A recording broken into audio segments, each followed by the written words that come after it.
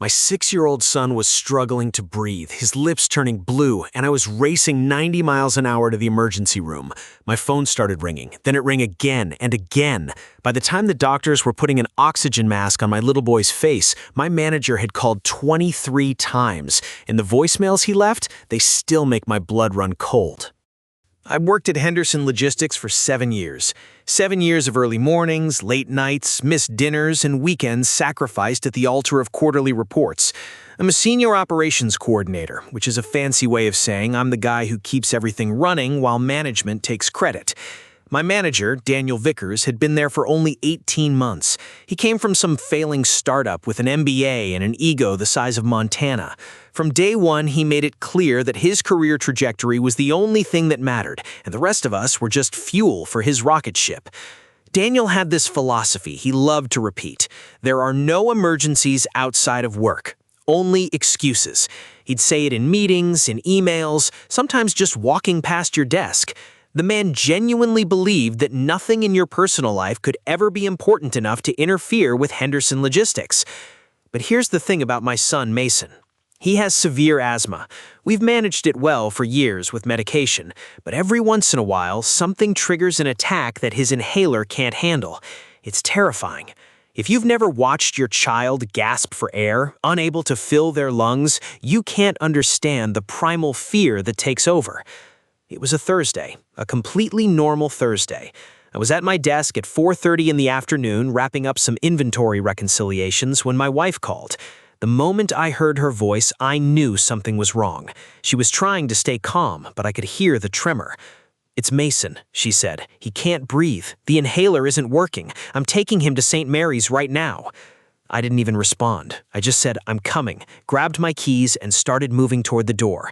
That's when Daniel stepped out of his office. "Marcus, where are you going? We have the Pemberton account review in an hour." I didn't stop walking. "Family emergency. My son's going to the ER." "Hold on." He actually stepped in front of me. "The Pemberton account is worth $400,000. Can't your wife handle whatever this is?" I looked him dead in the eyes. "My 6-year-old son cannot breathe. I am leaving." I pushed past him and ran to my car. The drive to St. Mary's was the longest 20 minutes of my life. I was weaving through traffic, running yellow lights, my hands shaking on the steering wheel. And that's when my phone started ringing. I glanced at the screen. Daniel. I ignored it. It rang again and again. By the time I pulled into the emergency room parking lot, he'd called 6 times. I sprinted inside and found my wife, Sarah, in the waiting area, her face streaked with tears. They'd already taken Mason back. A nurse led us through those heavy double doors, and there was my little boy, looking so small on that big hospital bed, an oxygen mask strapped to his face, his chest heaving. The doctor was calm but serious. "We're going to need to monitor him closely. The attack was severe. We've administered a nebulizer treatment, but he's not responding as quickly as we'd like." My phone buzzed in my pocket. Then again. I pulled it out just to silence it and saw the notifications cascading down my screen. 7 missed calls, 8, 9. Then the text messages started. "Marcus, this is unacceptable. The Pemberton team is here. Where are you? I need those reconciliation numbers now. If you don't respond in 5 minutes, I'm writing you up for insubordination and dereliction of duty." I turned my phone to silent and shoved it in my pocket. My son needed me. Nothing else mattered.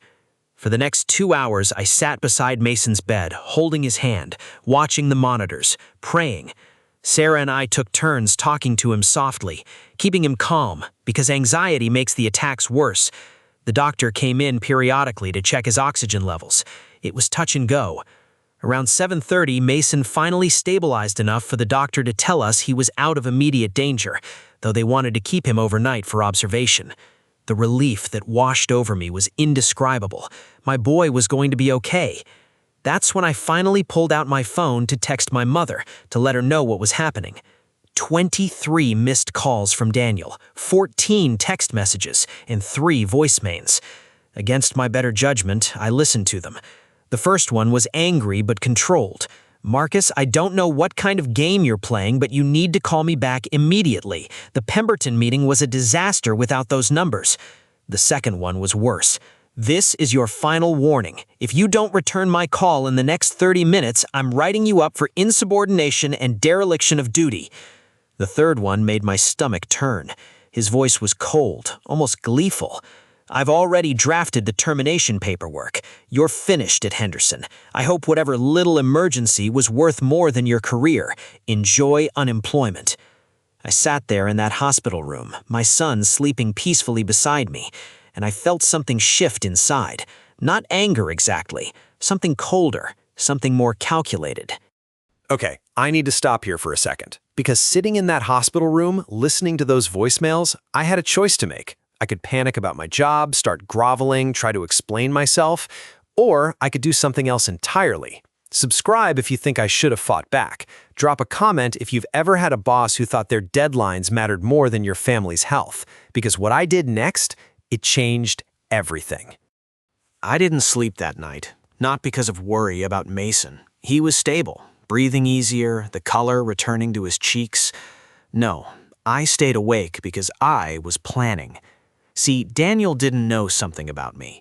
In my 7 years at Henderson, I had built relationships with people at every level of the company. The warehouse supervisors, the IT guys, the executive assistants, even 2 of the board members who I'd helped personally during a logistics crisis 3 years back. I wasn't just some cog in the machine. I was the guy who knew where all the gears connected. And I knew things about Daniel that he probably wished I didn't. The next morning, I made sure Mason was comfortable. He'd be staying another day for observation, and I kissed Sarah goodbye. I told her I had something to take care of. I walked into Henderson Logistics at 9 a.m. sharp. The office went quiet when I appeared. Word had clearly spread about my abandonment of the Pemberton meeting. Daniel saw me from his glass-walled office and actually smiled.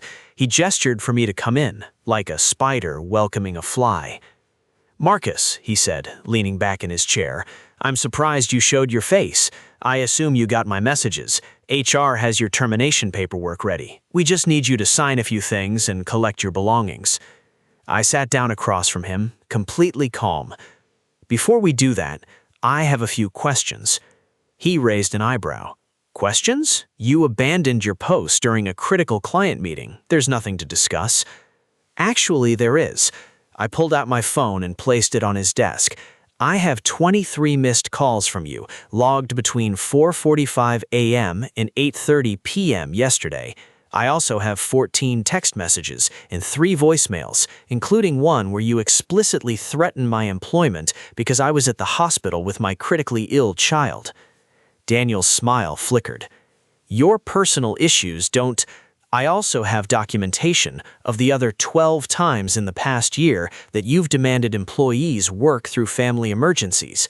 Janet in accounting, you made her miss her daughter's emergency appendectomy. Robert in shipping, you called him 40 times during his wife's labor and threatened to fire him if he didn't come in to handle a shipment." Daniel's face was turning red. "Those employees chose to prioritize—" "And then there's the Pemberton account itself." I leaned forward. "The one you claim was so critical that my absence caused a disaster. Funny thing, Daniel, I talked to Mike Pemberton this morning. He said the meeting went fine. In fact, he said you barely mentioned the reconciliation numbers at all. What you did mention was how you personally handled the entire account restructuring. The restructuring that I designed, that I implemented, that I have emails proving you had nothing to do with." Daniel stood up. "Get out of my office." "I'm not finished." I stayed seated. "I also have copies of expense reports you've submitted over the past 18 months. 3 conferences you claimed to attend but never did. Hotel receipts from cities you never visited. Meals with clients who, when I called them yesterday, said they'd never met you." The color drained from his face. "I've compiled everything into a folder. I have 1 copy, Henderson's legal department has another, and the 3rd is sitting in the inbox of Margaret Chen, chairwoman of the board. You remember Margaret? I helped her son get an internship here 2 summers ago. She's very fond of me." His hands were shaking. "What do you want?" "What do I want?" I stood up slowly. "I want you to understand something, Daniel. while you were calling me 23 times, while you were leaving voicemails threatening my livelihood, my 6-year-old son was fighting to breathe. His oxygen levels dropped so low that the doctors were preparing to intubate him. My wife was sobbing in a plastic chair, and you were worried about a $400,000 account that you couldn't even present competently without me. I walked to the door, then turned back. I'm not signing any termination paperwork. I'm going back to the hospital to be with my son. When I return on Monday, I expect a formal apology, in writing, copied to HR. And if I ever receive another call from you during a family emergency, Margaret Chen won't just get documents about expense fraud. She'll get the full story about how you've been systematically harassing every parent in this department for the past 18 months. I left his office. The entire floor was silent, everyone pretending to look at their screens. On Monday, there was an email waiting for me, a formal apology from Daniel, approved by HR, acknowledging that his communication during my family emergency was inappropriate and would not happen again. But that wasn't the end. 2 weeks later, the board conducted a quiet audit of Daniel's expense reports. 3 weeks after that, he was gone. The official story was that he'd decided to pursue other opportunities. The real story spread through the company like wildfire. And me? I got a call from Margaret Chen herself. She thanked me for bringing the expense issues to light and asked if I'd ever considered moving into management.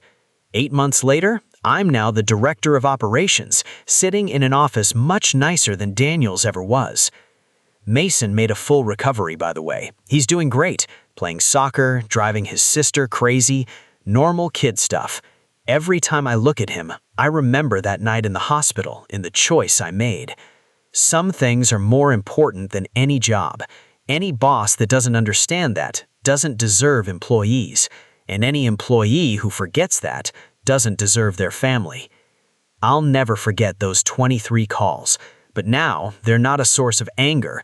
They're a reminder of the moment I finally stood up and said enough. Thank you so much for watching until the end. If this story resonated with you, please hit that like button and subscribe so you don't miss any of our workplace stories. And if you have your own nightmare boss story, your own tale of being harassed during a family emergency, drop it in the comments or send it to us directly. Your story could be featured in our next video. Until then, remember, your family will always matter more than any deadline. Take care of yourselves.